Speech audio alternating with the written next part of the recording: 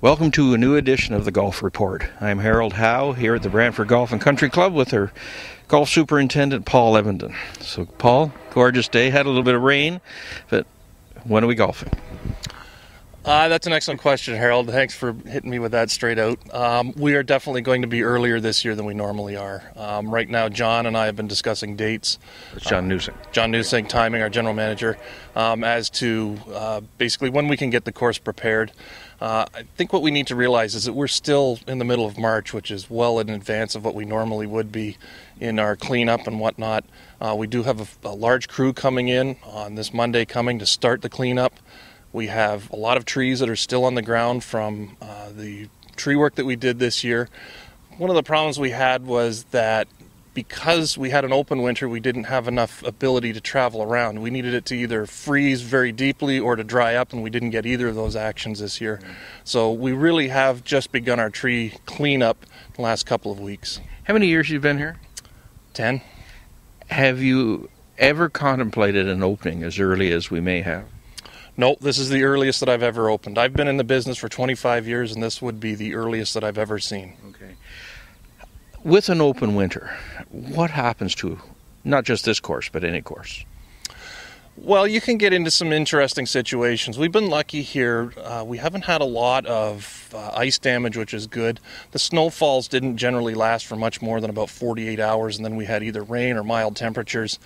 So we are looking extremely good this year. Everything's fantastic. We have no ice damage. We have no disease. We have no standing water.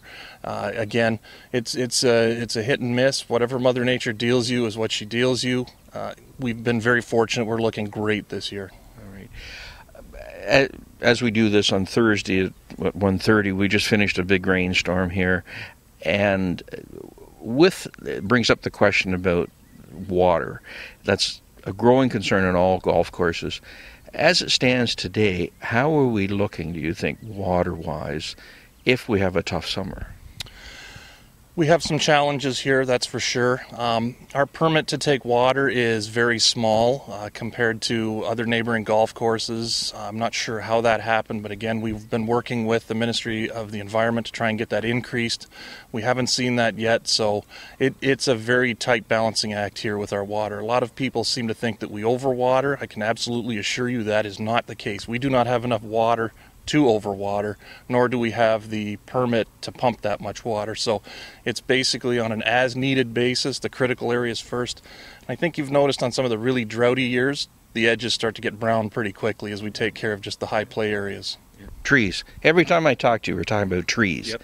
But it is a subject on this course. So what's happened through the winter and in the weeks ahead?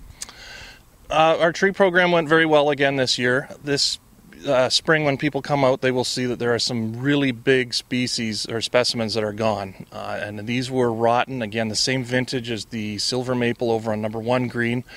We had 2 trees come down that were planted basically at the same time. They had declined at the same point. They were completely rotten throughout. There was absolutely no way that these trees could pose anything other than a safety issue, so they had to come down. The same as some rotten trees down on the right side of 7T, some corkscrew willows. Those also planted, same vintage, are all gone. So big changes, but they had to happen. Right. Temperature-wise, you could be playing without even a jacket on, temperature-wise today, but there's still no warmth in the ground, am I right? Which means no growth yet. That's correct. We've seen the courses greened up very perceptibly in the last couple of days.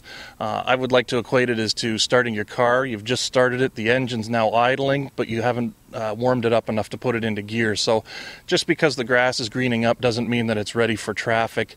It is still not actively growing. We're hoping that it does start picking up in the next few days or week. At which point it will be able to handle a little bit more traffic, a little bit more wear and tear, and the damage caused by both maintenance staff and the golfer in general. So April Fool's Day is a couple of weeks away. We might be pleasantly surprised? I would say you're going to be pleasantly surprised. Good stuff. Thanks, Paul, and good luck in the weeks ahead. Thank you very much, Harold. Harold Howe with Paul Evenden, giving you the Golf Report.